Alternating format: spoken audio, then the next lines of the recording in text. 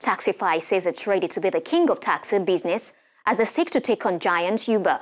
The company, founded close to 4 years ago with just 2.5 million active passengers in 18 countries across the globe, plan to lure drivers with more incentives. Jerry Bambi and John David Malmley take interest on how this will unfold. Taxify is hoping to win over drivers and take on giant Uber by offering a larger share of the profit. Taxify, the Estonia upstart, is unusual in launching in around 18 countries, mainly smaller markets in Eastern Europe and Africa, where Uber is not present or is not yet dominant.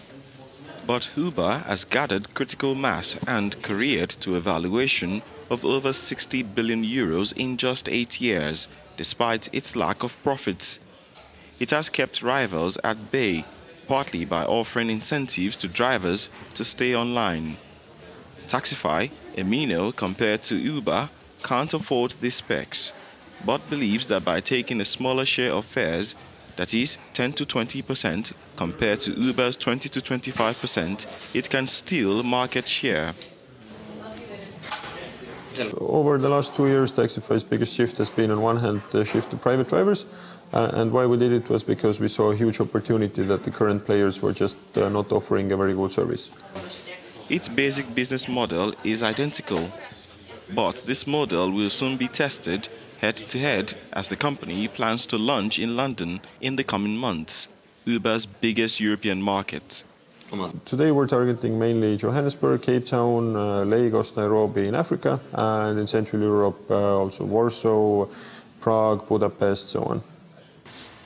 Though Uber has faced complaints from drivers about compensation, Taxify has also had protests from drivers in Estonia, unhappy at how the company had slashed fare rates. It's like iPhone and Android. A lot of features are taken from each other, so the things that Uber does well is Taxify actually have taken over. While analysts don't expect Uber to be dethroned by Taxify anytime soon, the Estonian company's lower commission model may put pressure on Uber's margins in countries where it is seeking to cut fares or to increase its share of fares. Africanews journalist Jerry Bambi is here with us on set to elaborate on the report we just watched. It's a pleasure having you on set. Thank you very much, Afalake. Talking about taxi business, what's the future in Africa? Oh, yeah, first we need to realize urban centers are growing and expanding rapidly in Africa. Some are growing slowly, while others, of course, are growing very rapidly. So because of this, we have a huge movement of people who go about doing business within the cities. So, of course, the future is there. You know, it is bright. Africa needs more transport options, more trains, more buses to move people en masse to destinations. And definitely we need taxis such as these ones that the ride-hailing companies provide. They not only provide comfort, they provide convenience and class in some African countries. And yes, you could say relative safety. So whether it is Uber or it is Taxify or it is Lyft, there is a market for them in Africa.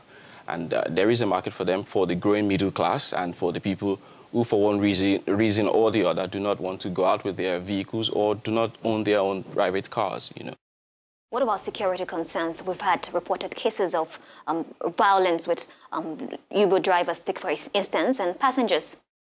All right, yes, indeed, there have been incidences, whether it's in Cape Town or it is in Nairobi or in Lagos, Nigeria, or elsewhere. Sometimes Uber drivers face the risk of being attacked by passengers or robbers, and there is also the risk of passengers being robbed, as well. But relatively, when you compare to regular taxis that you find in cities, you can perhaps say there is some relative safety. This is because these self-employed drivers, whether it is for Uber or it's for Taxify, they are registered with valid details, so they are not unknown people, okay? And in Paris, for instance, a popular Nollywood filmmaker, forgot his bag with his belongings inside, including his international passport, in a Uber taxi. And then he tweeted about it and was responded to. Soon after, Uber was able to locate the driver and the filmmaker got his belongings. In Lagos, for example, as well, a Uber driver tried to outsmart a passenger, a South African lady, who, and tried to rob her of her money.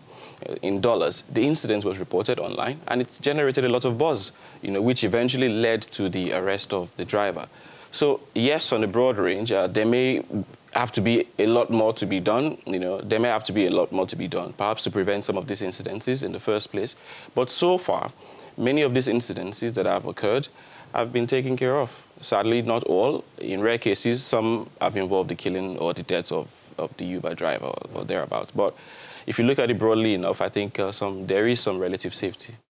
I'd like to know, how did they make it of being cheap? First, Uber is about 8 years old now.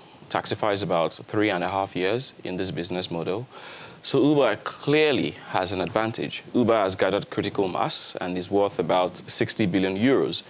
But the notion that they are, in fact, cheap is what some people will tell you and very much dispute, especially when compared to regular taxis, okay? Some say it only looks cheap, but it is actually expensive. So the notion of it being cheap is something we can describe as very relative, okay? But then in terms of profit making, Uber, takes around 20 to 25% of the share of the fares from their drivers.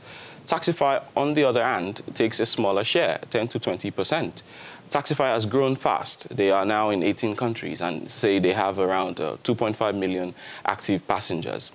They also raised around 2 million euros in outside financing from local venture capitalists. So they seem to be doing a lot to catch up with leaders who are definitely Uber. But for now, it is still making a loss. Perhaps, they are just about maybe 6 months away from making profit. And this is something that the CEO recently spoke about.